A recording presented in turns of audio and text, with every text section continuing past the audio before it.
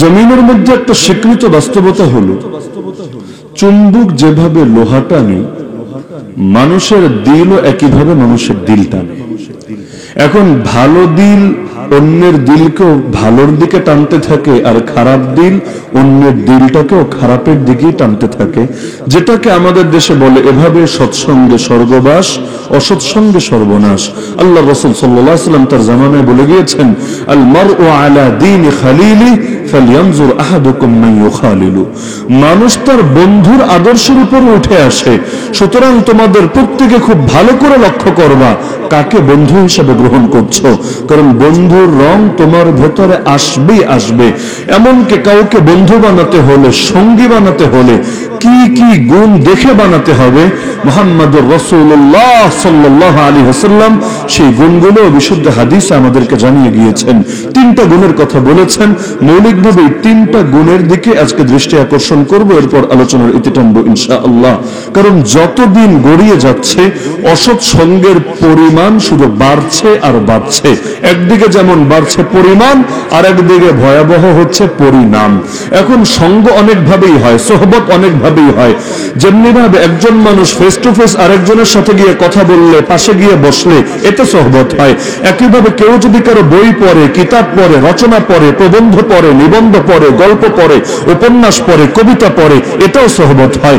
শুধু তাই না, আর এখন যে অনলাইনের মধ্যে একজনকে ফলো করে ভার্চুয়াল ভাবে তাকে নিজের বন্ধু বানিয়ে রাখে, এর দ্বারাও তার রং তার ভেতরে আসতে থাকে। এমনকি শুধু তাই না, টিভির পর্দায় বাংলাদেশে বসে ব্রাজিলের হোক, আর্জেন্টিনার হোক, ইউরোপের হোক, আমেরিকার হোক, যাদেরকে দেখে, আর এটাও এক ধরনের সোহবতি বটে। দেখবেন যে যাকে ভালোবাসে ধীরে ধীরে সে তার অনুসারীতেই পরিণত হতে থাকে। এখন থেকে 20 বছর আগের বাংলাদেশ দেখেন, আজকের বাংলাদেশ দেখেন। এখন আপনারা যারা আছেন, কয়জন আপনাদের ছোটবেলায় এই ভ্যালেন্টাইন্স ডে নামটা শুনেছেন? পালন করা দূরের কথা, ভ্যালেন্টাইন্স ডে নামে যে হালুয়া আছে দুনিয়ার মধ্যে, এই জিনিসটার নামটা শুনেছেন কবে? তাহলে খেয়াল করলে দেখবেন যত দিন যাচ্ছে ততই শয়তানের পরিমাণ শুধু বাড়ছে আর বাড়ছে। কেন? এর পেছনে মৌলিক একটা কারণ হলো সোহবত। এখন এই স্যাটেলাইট টেলিভিশন দিয়ে, মিডিয়া দিয়ে, ইলেকট্রনিক মিডিয়া, প্রিন্ট মিডিয়া, আর সকল সুরাতে শুধু শয়তানের সোহবত গুলো ছড়িয়ে দেওয়ার ব্যাপক ইন্তজাম করা হচ্ছে। হক সোহবত কমই পাবেন, ভেজাল সোহবত দিয়ে দুনিয়াটাকে ভরে রাখা হয়েছে ইচ্ছায় বা অনিচ্ছায়। আরে খবর শুনতে বসবেন, সেখানেও আপনাকে মহিলার দেহ দেখাতে হবেই হবে, মিউজিক শোনাতে হবেই হবে, না হলে ওদের এজেন্ডাই যেন পূরণ হবে না, ওদের দিলের স্বপ্নই বাস্তবায়ন হবে না। তো মানুষ যাকে দেখে সে তাকেই অনুসরণ করে। ছোট বাচ্চাদের ক্ষেত্রে এটা খুব ভালো বুঝবেন। বাসায় যদি ছোট বাচ্চা থাকে, নিজের সন্তান হোক, নাতি হোক, ভাগিনা হোক, ভাতিজা হোক, আগে চেক না করলে আজকে বাসায় গিয়ে একবার দেখবেন আপনি যা যা করেন ধীরে ধীরে সেও তা তা করে। বাচ্চারা নীতি কথা কমই শোনে, দেখে দেখে বেশি শেখে। আপনি বিশ্বাস না হলে জায়নামাজ বিছিয়ে নামাজে দাঁড়ান, দেখবেন বাসার একেবারে ছোট সাইজের ট্যাবলেট ক্যাপসুল যেগুলো আছে, এগুলো আপনার পাশে এসে জায়নামাজে দাঁড়িয়ে গেছে। নামাজ পড়তে পারুক বা না পারুক, অন্তত আপনি সেজদায় গেলে পিঠের উপর উঠে ঠিকই বসে আছে। একইভাবে ছোট ছোট মেয়ে যাদের উপর পর্দা ফরজ হবে দূরের কথা, আরো এখনো এক যুগ হয়তো বাকি আছে, বয়স মাত্র 4 বছর, 5 বছর, 6 বছর, কিন্তু দেখা যাচ্ছে এমন বহু মেয়ে আছে যে নিজের মাকে দেখে, আরে তার মা তো হিজাব ছাড়া, বোরকা ছাড়া ঘরের বাইরে পায়ে ফেলে না। এবার সে চিন্তা করে, আমার মা যদি নিজের রূপকে, নিজের লাবণ্যকে ঢেকে রাখতে পারে পরপুরুষের থেকে, আমি রাখবো না কোন দুঃখে। এখন ছোট ছোট বাচ্চা বোরকা না পরিয়ে ঘর থেকে বেরই করা যায় না। আরে পরপুরুষ তারে কোলে নিবে দূরের কথা, তাকে ছুঁইতেই পারে না, তার কাছে ঘৃণা লাগতে থাকে।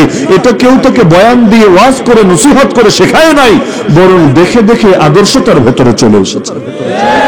কত বাচ্চা এমন শার্ট প্যান্ট না পরলে ভাল লাগে না, কত বাচ্চা এমন গা থেকে পাঞ্জাবি পায়জামা খুলে অন্য লেবাসই পরাতে পারবেন না, যখন ঘুমাতে যায় তখনও মাথায় টুপি থাকে। আরে বহুত হুজুরের বাসায় বাচ্চা কাচ্চারা এমনই আছে, আর যখন কথা বলতে শুরু করে জীবনের প্রথম কথাই হয় আল্লাহ, আর জীবনের শেষ কথাও হয় লা ইলাহা ইল্লাল্লাহ। আল্লাহ দিয়ে শুরু, আল্লাহ দিয়ে শেষ। আবার এমন বাচ্চা আছে কথা বলতে পারে না, মিউজিক শুরু হলে মিউজিকের তালে তালে ডান্স করতে থাকে।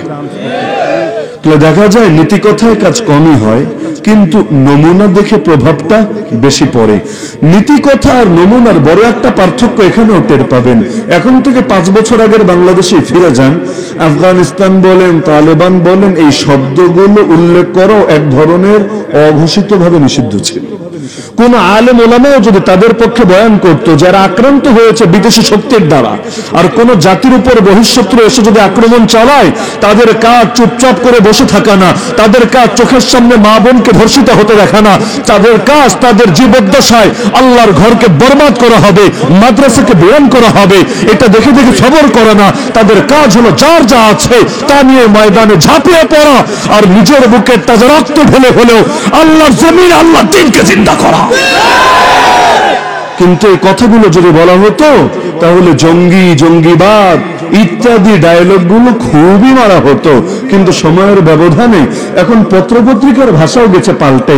এমনকি আমরা যখন কারাগারে, গোটা আলেমকুল আজকের মাহফিলে যারা আছেন বক্তা অধিকাংশ যখন কারাগারে, ওই সময় পত্রপত্রিকায় তালেবানদেরকে উল্লেখ করতো সন্ত্রাসী হিসাবে, জঙ্গি হিসাবে, টেরোরিস্ট হিসাবে। কিন্তু 15 আগস্ট যখন দেশ স্বাধীন হলো, তখনও আমরা জেলে। যেই পত্রিকাগুলো 2-1 মাস আগে এদেরকে জঙ্গি জঙ্গি বলে লিখেছে, এখন তারাই লেখে তালেবান সরকার। ওদেরকে কেউ বয়ান করে নাই, কেউ ওয়াজ নসিহত করে নাই।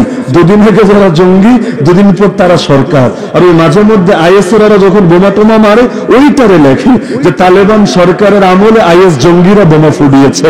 মানে মায়ের উপরে যে ওষুধ নাই, এটার বাস্তবতা কিন্তু হাড়ে কলমে টোকা হয়েছে। তো এখন দেখা যায় দুনিয়ার নীতি এটা, যেই জাতি যখন এগিয়ে থাকে, মানুষ যখন যাদেরকে মডেল হিসাবে সামনে দেখতে পায়, তাদেরকে অনুসরণ করতে থাকে। তো সোহবত ভার্চুয়ালিও হয়, আর সোহবত কখনো ফিজিক্যাল ভাবেও হয়। তো এই জামানায় মডেল বানিয়েছে কাদেরকে? নায়ক, গায়ক, নষ্ট ভ্রষ্ট খেলোয়াড় ইত্যাদি লোকদেরকে। তো যার কারণে এখন চুলো ওদের মতো, মুখ ওদের মতো, দাড়ি ওদের মতো, কাপড় ওদের মতো, সভ্যতা ওদের মতো, সংস্কৃতি ওদের মতো। ওরা যা যা করে সব আর করা লাগবে, না হলে অনুসরণটা কামেল হবে কিভাবে? এখন ওরা যেগুলো বস্তা পচা মতবাদ ওদের দেশে এস্টাবলিশ করে বহু আগে খতম করেছে, এগুলোকে এখন এই দেশে এস্টাবলিশ করার ধান্দা করছে। নামে তো গণতান্ত্রিক দেশ, কিন্তু গণতন্ত্রের মূল কথা তো হলো জনগণের শাসন। গণতন্ত্র মানেই তো জনগণের শাসন, আর জনগণের শাসন মানে হলো অধিকাংশ জনগণ যা চাইবে, তাদের জনপ্রতিনিধি যারা হবে তারা সেটাকেই বাস্তবায়ন করবে। এটাই যদি লিখিত মূলনীতি হয়, এটাই যদি পলিটিক্যাল সায়েন্সের বক্তব্য হয়, আমাকে বলেন নিজেদের আদর্শ সত্যবাদী হলে স্পষ্ট জবাব দেন, এই দেশের অধিকাংশ মানুষকে ট্রান্সজেন্ডারবাদ চায়, সমকামিতা চায়, পতিতালয় খোলা থাকুক এটা চায়, কাদিয়ানরা প্রকাশ্য ইজতেমা করুক এটা চায়, আর এই মদের বারগুলো ধীরে ধীরে বাড়তে থাকুক, মদের লাইসেন্স ব্যাপক থেকে ব্যাপকতর হতে থাকুক এটা চায়। আর এই দেশের মানুষ তো চায় কাদিয়ানীদেরকে অমুসলিম ঘোষণা করা হোক। এই দেশের অধিকাংশ মানুষ চায় আলেম ওলামারা কারাগারে না, হাদিসের মসনদে পড়ে থাকুক। অধিকাংশ জনগণ চায় কি, আর তাদেরকে দেওয়া হয় কি? তার মানে ওই গণতন্ত্র শব্দ বইয়ে সুন্দরী মানায়, বাস্তবতার সাথে তার আর কোনো মিলই খুঁজে পাওয়া যায় না। তো এখন সোহবত তো দেখা যায় অধিকাংশ চাক বা না চাক, ইউরোপ আমেরিকায় যেহেতু চলে, তো এখন ওদের মহাব্বত যখন দিলে ঢুকেছে, ওদেরটাকে অনুসরণ করাকেই নিজেদের কামিয়াবির বিষয় বানিয়ে ফেলেছে।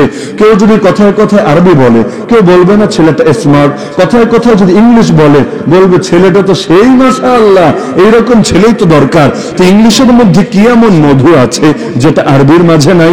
বলবে ইন্টারন্যাশনাল ল্যাঙ্গুয়েজ, আর ইন্টারন্যাশনাল ল্যাঙ্গুয়েজ হয়েছে তাতে কি? আর প্রাণ দিলা বাংলা ভাষার জন্য, আর কথায় কথায় ইংলিশ না বললে তুমি যে একটা শিক্ষিত, এটা জাতি টেরই পাবে না। এর চাইতে বড় হীনমন্যতা একটা জাতির জন্য কিছু হতে পারে না। ইন্টারন্যাশনাল ল্যাঙ্গুয়েজ, ইন্টারন্যাশনাল কাজ যখন করবো, ওখানে গিয়ে তুমি কি জানো না জানো, কতটুকু তোমার ভাষাগত স্কিল আছে প্রকাশ করো, কিন্তু এখানে বসে তোমার এই ফুরানি দেখানোর দরকারটা কি? কিন্তু এগুলো হচ্ছে নাকি হচ্ছে না? মানে বুঝতে পারছেন যে যারা মহব্বত করে সে তার অনুসরণ করতে ভালোবাসে। আমরা যেমন বাংলাদেশে বসে ইউরোপ আমেরিকার পোশাক পরি, আপনারা দেখার কথা, ওই পশ্চিম মুল্লুকের কিছু খেলোয়াড় চুক্তি করেছে আরবের বিভিন্ন ফুটবল ক্লাবের সাথে। করার পর যখন আরব দেশে গিয়েছে, ওখানে গিয়ে সেই বিশাল বিশাল জুব্বা, আমাদের জুব্বা আর কি, এর চাইতে লম্বা জুব্বা, যে জুব্বা পরে হেঁটে গেলে আর ঝাড়ু দেওয়া লাগে না, অটোমেটিক ওইটা দিয়ে ঝাড়ু হয়ে যায়। মাথার উপরে আবার লাল হাজি রুমাল, তার উপরে আবার ওই যে কালা কুসকুসে, আমি নাম জানি না ওইটার, রুমাল যাতে পরে না যায় এর জন্য একটা পরে। কোমরের মধ্যে আবার খঞ্জর, তরবারি, দেখলে মনে হবে কত বড় আল্লামাতুল বাহার, কুমকুমাতুল বাহার, কোন মাদ্রাসার মুহাদ্দিস না কোন খানকার ওলি গাউস কুতুব আবদাল, কিন্তু বাস্তবে মুসলমানই না, মুখের মধ্যেও দাড়ি নাই, ক্লিন শেভ। তো মুসলমান নেই, লেবাস পড়লো কেন? ইসলামের মহব্বতে না, ইসলামের মহব্বতে না। যে যার নুন খায় সে তার গুণ গায়। এখন নুন খেয়েছে অ্যারাবিয়ানদের, গুণ টুকটাক না গাইলে কি আর চলে? খুশি যদি বেশি হয়, মাল পানি তো ভালোই পাওয়া যাবে। তাহলে যে যারা মহব্বত করে সে তার এমনি অনুসরণ করে, নিজেকে মনে করে তার সামনে ছোট, তাকে মনে করে বড়। হাল জাযাউল ইহসান ইল্লাল ইহসান, অনুগ্রহের বিনিময় অনুগ্রহ দিয়ে দেয়। আর যাদেরকে নিজের চাইতে ছোট মনে করে তাদের সামনে সে অনুসরণ করে না, উল্টো নিজেরটা তাদের উপর চাপিয়ে দিতে চায়। ফ্রান্সের এক প্রেসিডেন্ট এসেছিল না বাংলাদেশে, নাম নাই বলি, নাম না বললেও জানা আছে সবার। আচ্ছা তাইলে বলি, Emmanuel Macron, Wafi রিওয়ায়াতিন Ukhra Emmanuel মাখরুন। মানে এক এক পত্রিকা এক একটা লেখে, এখন সহ উচ্চারণ কোনটা আমার তো জানা নাই, আমি তো আর ভাষা বিজ্ঞানী না। কোথাও লেখে ইমানুয়েল ম্যাক্রো চন্দ্রবিন্দু দিয়া নাকি গুন্নার সাথে, আর কোথাও লেখে ইমানুয়েল মাখো। আর মাখো হোক আর ম্যাক্রো হোক, যাওয়ার আগে একটা ফ্লাইং কিস দিয়ে গিয়েছিল না, মনে নাই? আচ্ছা, বাংলাদেশ একজন আরেকজনের প্রতি শ্রদ্ধা প্রকাশ করার জন্য জীবনে ফ্লাইং কিস দেয়, এর কোন নজির আছে? তাও মায়ের বয়সী, দাদির বয়সী, নানির বয়সী কাউকে। আর এই কাজ যদি এলাকায় কোনো যুবক করে, পাবলিক করে পিটাতে পিটাতে আর হাড্ডি গুড্ডি ভেঙে ওর হাতে ধরিয়ে দিবে, এমন মারা মারবে, মায়ের যদি দু একটা নিচে পড়ে এটাও তুলে পরে দিয়ে দিবে। কিন্তু দেখা যাচ্ছে এই কাজটা করলো কেন? সে জানে না যে এই দেশের সংস্কৃতি এটা না, এই দেশে এটাকে খারাপ নজরে দেখে, জানে, কিন্তু যেই জাতিরা পাত্তা দেয় না, 2 পয়সার দামও দেয় না, তাদের সামনে নিজেকে নত করার কোনো আগ্রহ আর অনুভব করে না। তো নিয়মই হলো এটা, যে যার সোহবতে থাকে তার উপর তার রং চড়তে থাকে। আপনি কিছুকাল আলেম ওলামা সোহবতে থাকেন, দেখেন ইলমের কিছু রং আসে কিনা। কিছুকাল আল্লাহর ওলিদের সোহবতে থাকেন, দেখেন আল্লাহর প্রেম অন্তরে ঢোকে কিনা। যারা দ্বীনের দাওয়াতের মেহনত করে তাদের সঙ্গে কিছুকাল কাটান, দেখেন দাওয়াতের জজবা অন্তরে পয়দা হয় কিনা। যারা ময়দানে জিহাদ করে শাহাদাতের তামান্নায় দেওয়ানা হয়ে ছুটে বেড়ায়, তাদের বইগুলোই পড়েন না, যদি বাস্তবিক সোহবত নাও পান, তাদের আলোচনাগুলো শোনেন না, দেখবেন দুনিয়া প্রেম অন্তর থেকে বের হয়েছে, শাহাদাতের প্রেম অন্তরের মধ্যে ঢুকেছে, নষ্টাবৃষ্টা নারীদের থেকে মন আলাদা হয়েছে, জান্নাতি হুরের জন্য এবার দেওয়ানা হয়ে গেছে। তো যে যার সোহবতে যাবে তার রং তার ভেতরে আসবে। নেশাখোরের সোহবতে গেলে নেশার রং, রাজনীতিবিদের সোহবতে গেলে টুকটাক রাজনীতির আকর্ষণ, খেলোয়াড়ের সোহবতে গেলে খেলাধুলার আগ্রহ, আবার যারা খারাপ জিনিস দেখে চোখ দিয়ে ওদের সোহবতে গেলে ওগুলোর গল্প। কারণ যে যা দেখে, যে যা করে সেটা বলে, আর মানুষ শুনতে শুনতেই তো এগুলোতে আকৃষ্ট হতে থাকে। জন্মগতভাবে কেউ পাপী হয় না, জন্মগতভাবে কেউ পর্নোগ্রাফি দেখা শেখে না, কেউ বিড়ি সিগারেট খাওয়া শেখে না, কেউ মাদক কারবারি শেখে না, কেউ চুরি ডাকাতি শেখে না, এগুলো শেখে, আর সঙ্গ দোষেই অধিকাংশ নষ্ট হয়ে থাকে। তো এখন আপনাদেরকে যাতে নষ্ট করতে পারে এজন্য হার লাইনে নষ্ট সোহবত দেওয়ার ব্যবস্থা রেখে দিয়েছে। নাটক বলেন, সিনেমা বলেন, গল্প বলেন, উপন্যাস বলেন, কবিতা বলেন, সাহিত্য বলেন, বিজ্ঞাপন বলেন, খবর বলেন, খেলা বলেন, কি বলবেন, সব জায়গায় নষ্টামিকে প্রমোট দেয় নাকি দেয় না? আরে দেয় নাকি দেয় না? কেন? যাতে করে এই দেশের মধ্যে অবাধ যৌনতা ছড়িয়ে যায়। একদিকে বিয়েকে করবে কঠিন থেকে কঠিন থেকে কঠিন, কিছু করবে আইন দিয়ে কঠিন, কিছু করবে সামাজিকতা দিয়ে কঠিন। বিয়েকে করবে এমন যেটা করতে গেলে আপনার বয়স অন্তত 28-30 হওয়া লাগে, যেটার জন্য মালপানি উপার্জন করতে পড়ালেখা শেষ করে 2 বছর 5 বছর আয় রোজগার করা লাগে। আবার আরেক দিকে বলবে এত বছরের আগে বিয়ে হবেই না, কচি খোকা, নাক টিপলে দুধ বের হবে। এখন কচি খোকা মানে শিশু, এখন শিশু হওয়ার পরে এদের জন্য বিয়ে করা নিষেধ, তো স্বাভাবিক ব্যাপার। শিশুরা আবার বিয়ে করবে কেমনে? এটা তো আর ক্রিকেট আর ফুটবল খেলা না যে বিয়ে করে এখন সবাই নিজের জীবনের মধ্যে একটা কামাল করতে পারবে। কিন্তু এই শিশুরাই আবার কিনা শিশু আব্বা শিশু আম্মা হয়ে যাচ্ছে সবার অজান্তে। কি হচ্ছে নাকি হচ্ছে না? বিয়ের বয়স হয় নাই, তবে গোপন আব্বা আম্মা হওয়ার বয়স হয়ে গেছে। বিয়ের বয়স হয় নাই, বিছানায় শুয়ে পড়ার বয়স হয়েছে। আরে হাই স্কুলের গন্ডি পেরিয়ে কলেজে গিয়েছে, কিন্তু যৌনতার কোনো অভিজ্ঞতা নাই, এমন ছেলে আর মেয়ে বাংলাদেশে 100 কয়জন পাওয়া যাবে? এগুলোর জরিপ যেগুলো পত্রপত্রিকা বের হয়, আরে সব তো আর পত্রিকায় আসে না, সব তো আর ফ্ল্যাশও হয় না, যেগুলো বের হয় এগুলো দেখলেই মানে অন্তরটা যেন আগুনে পুড়ে ছাই হয়। আজ হলো 2024, এখন থেকে 11 বছর আগে যদি দেয় 2014, ওই সময় পত্রিকায় রিপোর্ট করেছিল যে ওই বছর বাংলাদেশে বিবাহিতদের তুলনায় অবিবাহিত মেয়েদের মধ্যে অনিরাপদ গর্ভপাতের হার বেড়েছে 35%। সংখ্যাটা ভাবতে পারছেন? বিবাহিত নারীদের তুলনায় অবিবাহিত মেয়েদের মধ্যে অনিরাপদ গর্ভপাতের হার বেড়েছে 2014-তে 35%। যতদিন যাচ্ছে তত কমছে মনে হচ্ছে নাকি বাড়ছে? স্কুল কলেজের ছেলে পেলেরা গণহারে সুইসাইড করছে নাকি করছে না? পত্রপত্রিকায় দুদিন পর পর রিপোর্ট আসছে সুইসাইড করছে, এমনকি পত্রিকাগুলো লিখছে। এর পেছনে কিছু কারণ আছে মাদকের, কিছু আছে অন্যান্য আজেবাজে জিনিসের, কিন্তু সবচাইতে বেশি কারণ হলো প্রেম ঘটিত বিষয়। যেই বয়সে বিয়ের বয়সই হয় না, ওই বয়সে প্রেম করতে করতে একেবারে আত্মহত্যার বয়স হয়ে গেছে। নাউযুবিল্লাহি মিন যালিক। মানে পরিস্থিতি কোন জঘন্য পর্যায়ের দিকে ঠেলে দেওয়া হচ্ছে একবার ভাবতে পারেন। এই বাংলাদেশের মধ্যে পশ্চিমের এজেন্ডাগুলো ছড়ায়, এগুলোর হটস্পট কোনটা, কোন জায়গা থেকে এগুলোকে ছড়ায়? যেমন করোনা যখন এসেছিল ওই সময় বলেছিল ব্যাংক হলো করোনার হটস্পট, মানে এই ব্যাংক থেকে করোনা সবচাইতে বেশি ছড়ানোর আশঙ্কা আছে। তো বাংলাদেশের মধ্যে যত কুফরি মতবাদ, যত শয়তানি, যত ভণ্ডামি, এগুলোর হটস্পট কোনটা জানেন? এগুলো সবচাইতে বড় হটস্পট হলো কলেজ আর বিশ্ববিদ্যালয়। এই দেশে নাস্তিক তৈরি হয় কোত্থেকে? কওমি মাদ্রাসা থেকে। সেকুলার তৈরি হয় কোত্থেকে? আলিয়া মাদ্রাসা থেকে। এই দেশে বামরা আমার কাফের মুশরিকদের দালাল তৈরি হয় কোত্থেকে? তাবলীগ জামাত থেকে। আর এই সমস্ত শয়তান আর যুগের নব্য দাজ্জাল তৈরি হয় কোত্থেকে? মাহফিল থেকে। তৈরি হয় কোত্থেকে? অশিক্ষিত মানুষের থেকে। আরে না, অশিক্ষিত মানুষের মধ্যে নাস্তিক কয়টা আছে? তো সবচাইতে বেশি নাস্তিক, সবচাইতে বেশি বেঈমান, সবচাইতে বেশি গোস্তাখে রাসূল, যারা নবীকে গালি দেয়, নবীর কার্টুন ছাপে, আল্লাহর নবীর সঙ্গে বেয়াদবি করে, সবচাইতে বেশি ওলামা বিদ্বেষী, সবচাইতে বড় আমেরিকার শয়তানদের দালাল, সবচাইতে বেশি তৈরি করে এই সমস্ত বড় বড় প্রতিষ্ঠান দিয়ে। কেন বড় বড় প্রতিষ্ঠান দিয়ে তৈরি হবে কেন? এর মানে এগুলো কি কেউ জানে না, কেউ দেখে না, কেউ শোনে না? অবশ্যই জানে, অবশ্যই দেখে, অবশ্যই শোনে। মাদ্রাসা কি হয় খালি ওইটাই জানবে, আর নিজেদের টাকা পয়সায় পরিচালিত প্রতিষ্ঠানে কি হয় জানবে না? এটা হতেই পারে না। জানে, কিন্তু তলে তলে কোনো একটা ধান্দার কারণে সমর্থন দিয়ে থাকে। আচ্ছা, এই যে আজকে বাংলাদেশে বিশ্ব বেহায়া দিবস গেল, আপনারা আমাকে বলেন এই দেশের অধিকাংশ মানুষ এই দিবস পালনের পক্ষে নাকি বিপক্ষে? এই দেশের অধিকাংশ মানুষ, সাধারণ মানুষরা এই দিবস পালনের পক্ষে না বিপক্ষে? নিঃসন্দেহে বিপক্ষে। পক্ষে কয়জন? এমনকি যারা তলে তলে পালন করে ওদেরকেও যে সামনাসামনি জিজ্ঞেস করেন, সাহস নাই, বলবে আমি আকাম কুকামের পক্ষে। সামনাসামনি আসলে বলবে না হুজুর, এগুলোর পক্ষে কি আর কেউ থাকতে পারে? আমরাও বিপক্ষে। এটাই তো বাস্তবতা। তো যদি অধিকাংশ মানুষ বিপক্ষে হয়েই থাকে, এগুলো তাহলে দেশের মধ্যে চলছে কিভাবে? আর এর পরিণাম তো শুধু আমার জন্য মন্দ হবে না, শুধু তোমার জন্য মন্দ হবে না। কাছে আসার গল্প শোনাবে, তো কাছে আসার গল্পের পরের গল্প যে কতটা নিকৃষ্ট, কতটা বিভৎস, কতটা ভয়াবহ, এমনকি এর দ্বারা রবের আযাব আর গজবের পথ আসার পথ যে সুগম হচ্ছে, এটা আপনাকে কে শোনাবে? জাতির উপরে আযাব আসে কেন? সবাই নেক আমল করে, আল্লাহ তাআলা এমনি আযাব দিয়ে সবাই বরবাদ করে। কেমন কোন কথা আছে নাকি? আল্লাহ নিজে জানিয়েছেন পাক কোরআনে যে আমি কখন আযাব দেই, কি করলে আযাব দেই জানো বান্দা?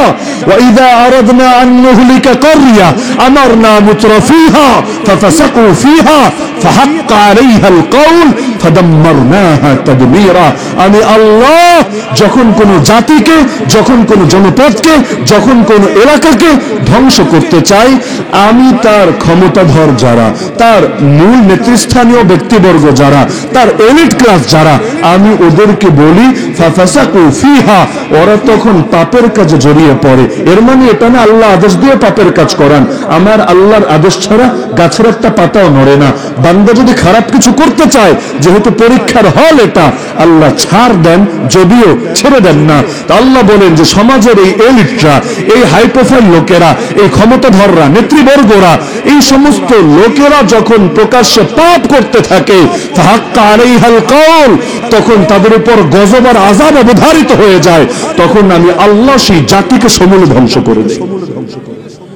তাহলে পাপ ব্যক্তিগতভাবে করা এক জিনিস, আর পাপকে সমাজে ছড়িয়ে দেওয়া ভিন্ন জিনিস। সেই হাদিস আল্লাহ রাসূল বলেন, লাম তাজহারিল ফাহিশাতু ফি কওমিন কাত্তু হাত্তা ইউলিনু বিহা ইল্লা ফাশা ফীহিম আত-তাউন ওয়াল আওজা আল্লাতী লাম তাকুন মাদাত মিন আসলাফিহিম আল্লাযীনা মাদাউ ক্বাবলু। আল্লাহ রাসূল বলেন, যে কোন সম্প্রদায়ের মধ্যে প্রকাশ্যে যদি পাপের কাজ ছড়িয়ে যায়, হাত্তা ইউলিনু বিহা, এমনকি সেটাকে ঘোষণা দিয়ে করতে থাকে, একে তো পাপ ছড়িয়েছে তো ছড়িয়েছে, দুই নম্বরে ঢাকঢোল পিটিয়ে প্রকাশ্যে সেটা করতে থাকে। আজকে 14 ফেব্রুয়ারি যা হয়েছে, হয় নাই? আল্লাহ রাসূল বলেন, এমন হলে কি হবে জানো? তাদের মধ্যে ছড়িয়ে যাবে এমন সব মহামারী আর এমন সব দুর্ভিক্ষ, ক্ষুধামন্দা, যা তাদের পূর্ববর্তী জাতির মধ্যে কখনোই ছিল না। এইডসের নাম কয় বছর আগ থেকে শোনেন? করোনাকে দুনিয়ার বুকে সর্বপ্রথম কবে দেখেছেন? ইতিহাস কিন্তু খুব বেশি আগের না। এগুলোর অস্তিত্ব আমাদের পূর্বপুরুষের মাঝে ছিল নাকি ছিল না? ছিল না। নামে শোনে নাই, ওষুধই পাওয়া যায় নাই। এক ভ্যাকসিন আবিষ্কার করতে কতকাল লেগে গেল, তো এখন পেরেশান হয়, হ্যাঁ আল্লাহ, এত নিত্য নতুন সমস্যা আসে কেন? আরে একটা সমাধান করে করে শেষ করতে পারি না, আর একটা এসে নতুন করে দেখা দেয়। এর কারণ কি? কারণ নবী বলে দিচ্ছেন। আল্লাহর নবীর হাদিস নিয়ে কারো মনে সন্দেহ আছে? সন্দেহ করার কোনো সুযোগ আছে?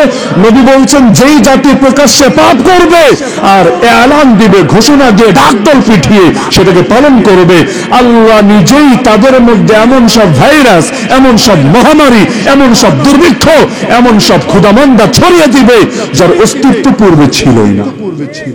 এ বান্দা, তুই নতুন ভার্সন আবিষ্কার করবি পাপের, ঠিক হয়, করবো আমার আযাবের। কয় দিক থেকে ঠেকাবি? সামনে দিয়ে ঠেকাবি, পেছন থেকে আসবে, পেছন দিয়ে ঠেকাবি, ডান বাম থেকে আসবে। শান্তিতে থাকতে পারবে না, কারণ আল্লাহকে নারাজ করে কেউ কখনো শান্তিতে থাকতে পারে না। দুনিয়াতে শান্তিতে থাকে তারা যাদেরকে শান্তিতে রাখেন আল্লাহ। আগের চাইতে সবই তো সহজ হয়েছে, নষ্টামি সহজ, ভ্রষ্টামি সহজ, অশ্লীলতা সহজ। তাহলে এত আত্মহত্যার হার বাড়লো কেন?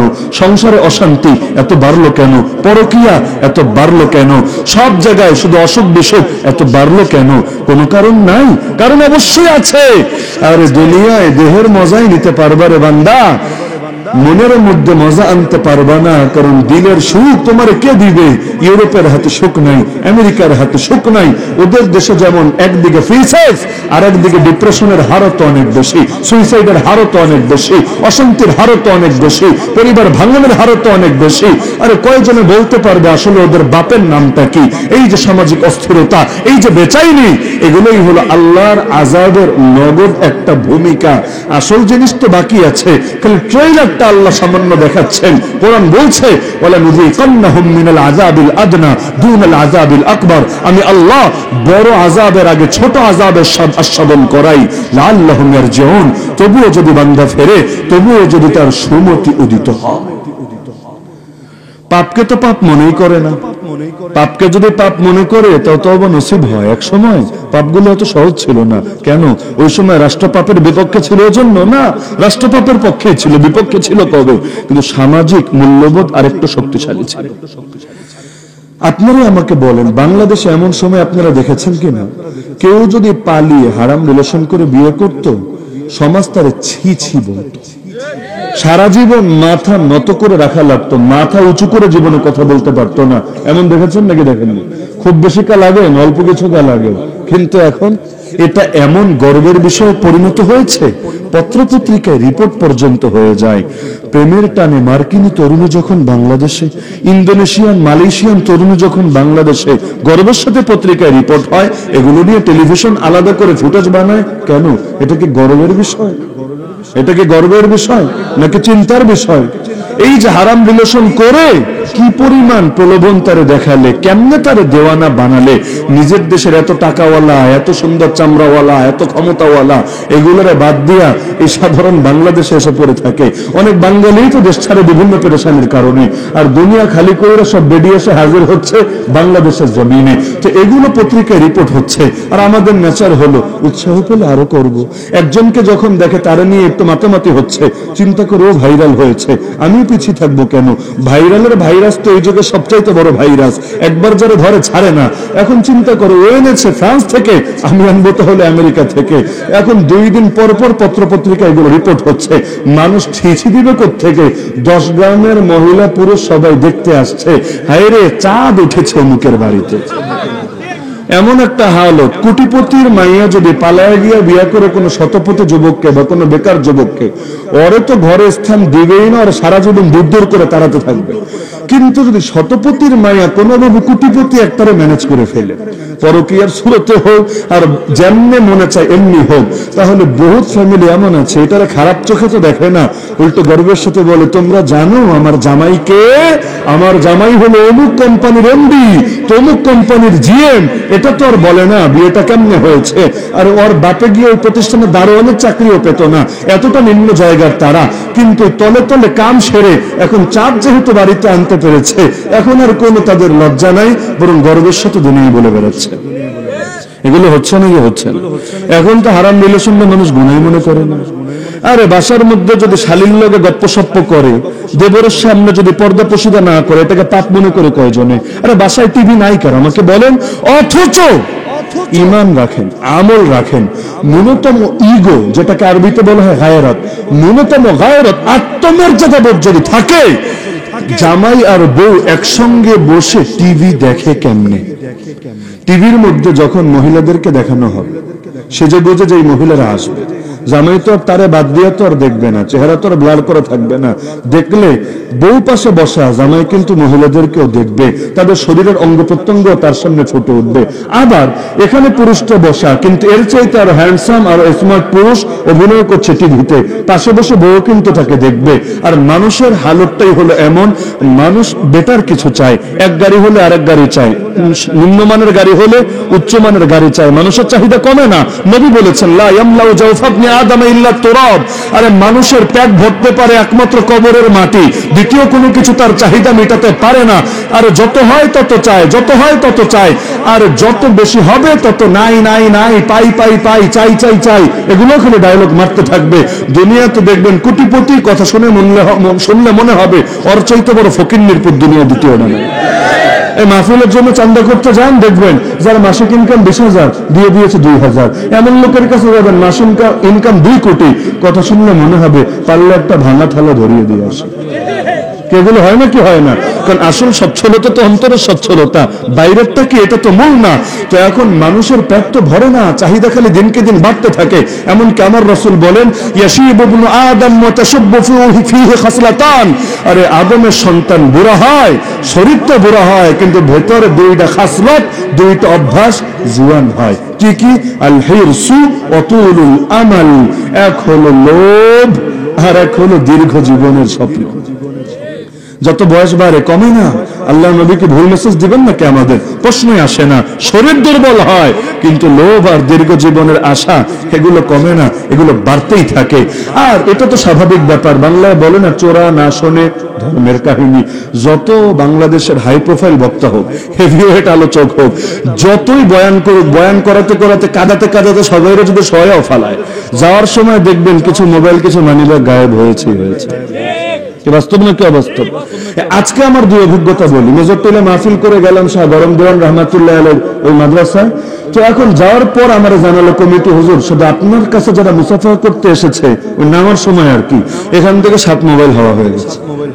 গেলাম শাহ গরম দেওয়ান রহমাতুল্লাহ আলাইহি ওই মাদ্রাসায়, ওখানে বয়ান করে আপনাদের উদ্দেশ্যে গাড়িতে উঠবো, এর আগে আমার পকেটে হাওয়া গেছে।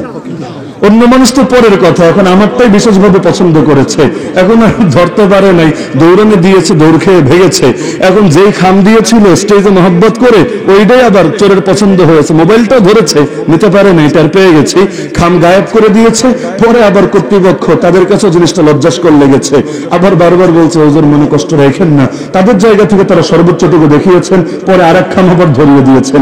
কিন্তু দেখা যাচ্ছে এই যে যেই লোকগুলো চুরি করলো তারা কারা? তারা কিন্তু এতক্ষণে শ্রোতা, মনোযোগ দিয়ে বয়ান শুনেছে, হাত তুলতে বলে হাত তো তুলেছে, হয়তো হেসেছে, হয়তো কেঁদেছে, যাওয়ার সময় কাম যা করে তাই করেছে। বাংলাদেশে প্রফেশনাল চোর কয়টা, কিন্তু রাস্তায় অ্যাক্সিডেন্ট হতে দেরি, কিন্তু মোবাইলের মানিব্যাগ হাওয়া হতে দেরি না। সবসময় কি প্রফেশনাল চোররা পেতে থাকে? না, থাকে না। কিন্তু অভাবে স্বভাব নষ্ট হয়, আর কখনো সামনে দামি জিনিস দেখলেও স্বভাব নষ্ট হয়। চিন্তা করে আল্লাহ আইফোন 15 প্রো ম্যাক্স একটা পায়ে গেলাম, জীবনে কোনোদিন কেনার তৌফিক হবে কিনা? আল্লাহ এইবারের মতো নিয়ে নেই, কেউ তো দেখছে না, তুমি শুধু জানবা, আর কেউ তো জানবা না, ও তো মরে গেছো, মোবাইল দিয়ে কি করবে? আল্লাহ নিলাম, পরে থক্কু দিয়ে দিব তোমার কাছে, সরি বলে দিব, তুমি আমার জাহান্নামে ফেলো না, দুনিয়াও ঠিকঠাক, জান্নাতটাও ঠিকঠাক। এরকম লোক আছে নাকি? না, বহুত আছে। তো সোহবতের প্রভাব পড়বেই পড়বে। তো এখন নারী দেখে পুরুষরে, পুরুষ দেখে নারীরে, ফলাফল কি জানেন? কয়েকদিন পর ঘরের বউরে আর ভাল লাগে না, পাইনসা পাইনসা লাগে। কারণ যেই বেডিদেরকে সারাদিন দেখে ওরা তো কৃত্রিম ভাবে সজ্জিত, আর ওদের তো একটা অংশ শুধু দেখে, আলাদা অংশ তো আর দেখছে না। কারণ ওরা যখন কাজ করে করে শরীর ঘেমে যায়, গা থেকে গন্ধ বের হয়, এগুলো তো আর দেখে না, দেখে সাজুগুজু করে সামনে আসে। আর ঘরে তো সারাদিনই থাকে, বিভিন্ন রকম হালতে সামনে আসতে থাকে। এখন বড় একটা সংখ্যক মানুষ এমন, ঘরের বউরে ভাল লাগে না। আমি এটা 100% কনফিডেন্স নিয়ে বলি, যারা পর্নোগ্রাফিতে আসক্ত, যারা খারাপ দৃশ্য দেখায় আসক্ত, বউয়ের প্রতি ওদের দিলের মহব্বত বেশি দিন থাকে না। এগুলোই পরবর্তীতে গিয়ে পরকীয়ার দরজা খোলে, সংসার ভাঙনের দরজা খোলে। আর বউয়ের মহব্বত অন্তরে যত বেশি থাকবে, জিনা থেকে নিজেকে বাঁচানো তত সহজ হবে। আল্লাহর কোরআন বলছে, কুল্লিল মুমিনিনা ইয়াগুদ্দু মিন আবসারিহিম ওয়া ইয়াহফাযু ফুরুজাহুম। হে রাসূল, মুমিন পুরুষদেরকে বলে দেন যাতে দৃষ্টি নত রাখে, লজ্জাস্থানকে হেফাজত করে। একই কথা মুমিন নারীদের জন্য, ওয়াকুল্লিল মুমিনাতি ইয়াগুদ্দুনা মিন আবসারিহিন্না ওয়া ইয়াহফাযনা ফুরুজাহুম। মুমিন নারীদেরকে বলে দেন যাতে দৃষ্টি নত রাখে, লজ্জাস্থান হেফাজত করে। খুলেন তাফসীরের কিতাব, এই দুটোর কথা আল্লাহ কেন বললেন? করণীয় তো আরো বহুত আছে। আর আগেরটার সাথে পরেরটার সম্পর্ক কি? কোরআনে কোনো কিছু ফাও ফাও আসে না, এমনি এমনি আসে না, নিবিড় গভীর সম্পর্ক থাকে। তা আল্লাহ আগে বললেন দৃষ্টি নত রাখা, পরে বললেন লজ্জাস্থান হেফাজত করা। এর কারণ কি?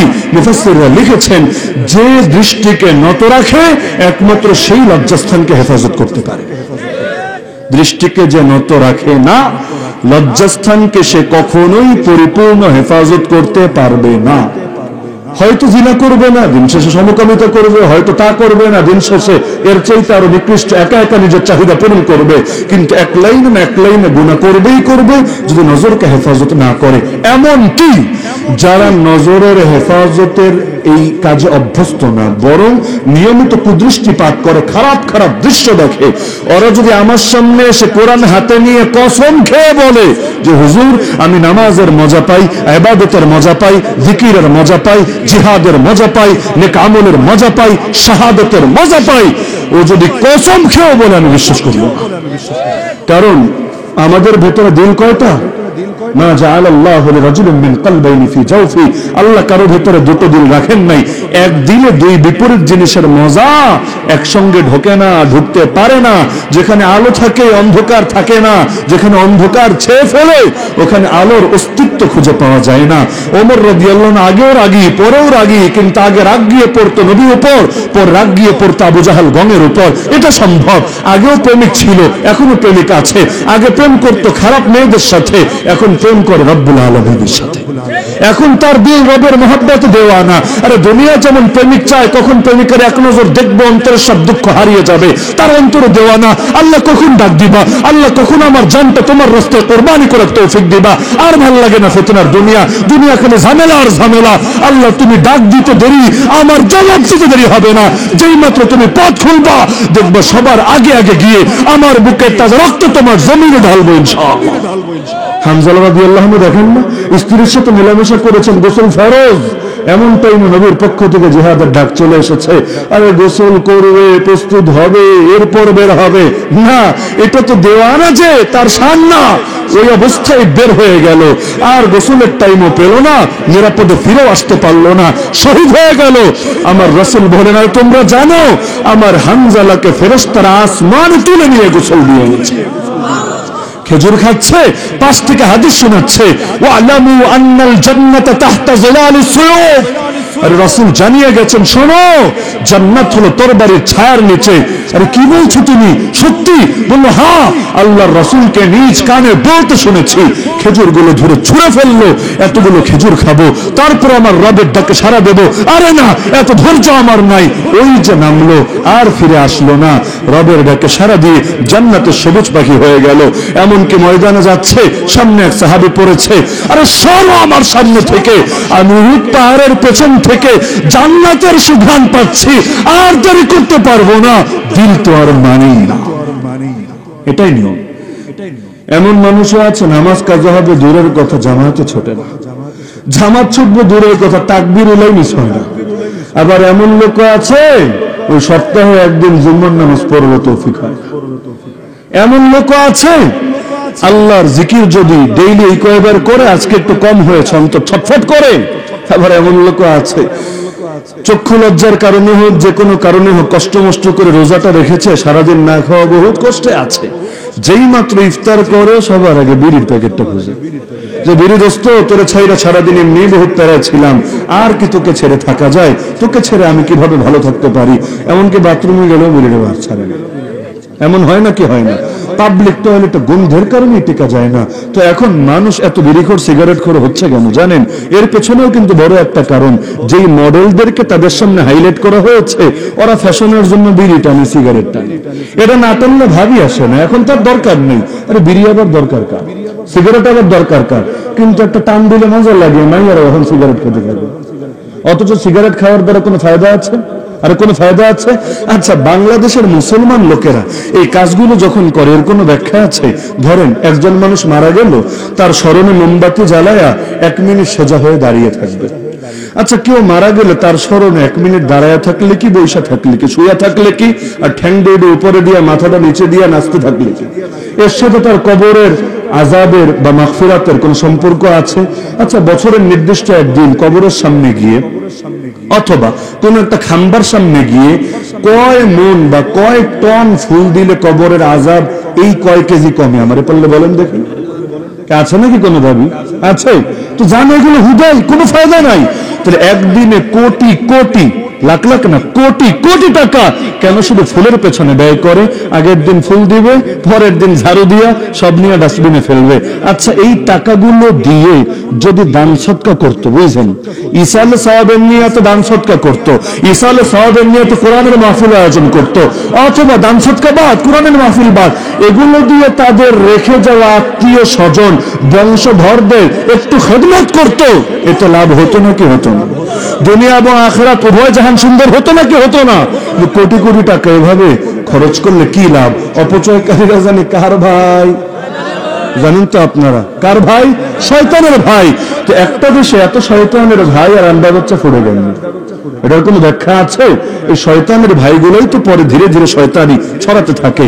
আজকে যদি আমাদের সামনে আমাদের হিরো, আমাদের আইকন, আমাদের রোল মডেলদের বাস্তবিক নমুনাগুলো থাকতো, আজকের নওজোয়ানরা কাফের, মুশরিক, ফাসিক, ফুজ্জার, জাহান্নামী এই সমস্ত কীটদের অনুসরণ না করে বরং সেই সমস্ত মুজাহিদদের রঙে রঙিন হতো।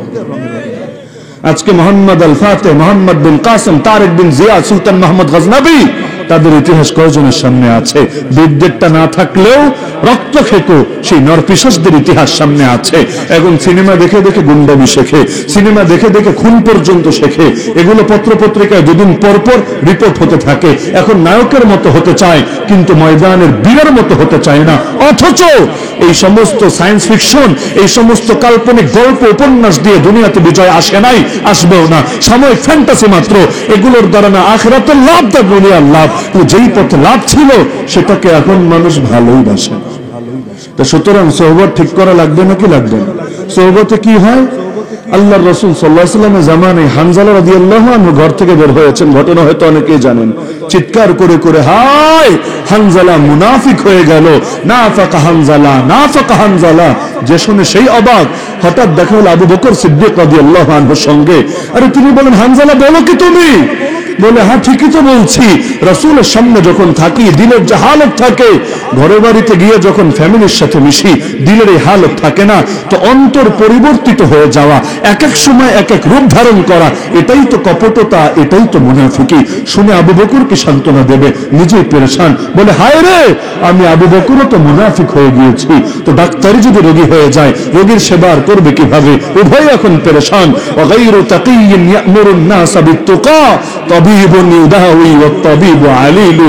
এখন সমাধানের তো জায়গা আছে, চলে গেলেন সেই জায়গায় মুহাম্মদুর রাসূলুল্লাহ সাল্লাল্লাহু আলাইহি ওয়াসাল্লামের কাছে।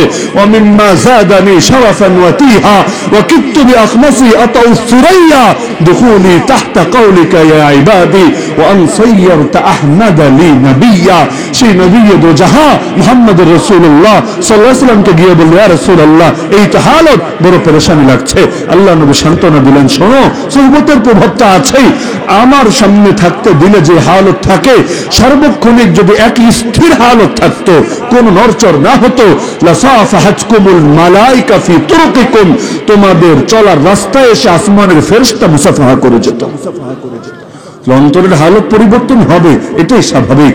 যেহেতু আমরা ফেরেশতা না, আমরা মানুষ, ফেরেশতার হালত চেঞ্জ হয় না, যা আছে তাই, চেঞ্জ হওয়ার কোনো কারণই নাই। কিন্তু আমার আপনারটা চেঞ্জ হয়, কখনো বাড়ে কখনো কমে। সংখ্যার বিবেচনায় বাড়ে কমে না ঈমান, সংখ্যার বিবেচনায় বাড়বে কেমনে? বাড়লেও তো বেঈমান। আবার সংখ্যা কমাবে কেমনে? তাইলেও তো কাফের। কিন্তু কোয়ালিটি এক থাকে না, কখনো বাড়ে কখনো কমে। আর কোয়ালিটির কারণে দামেরও বেশ কম হয়ে থাকে।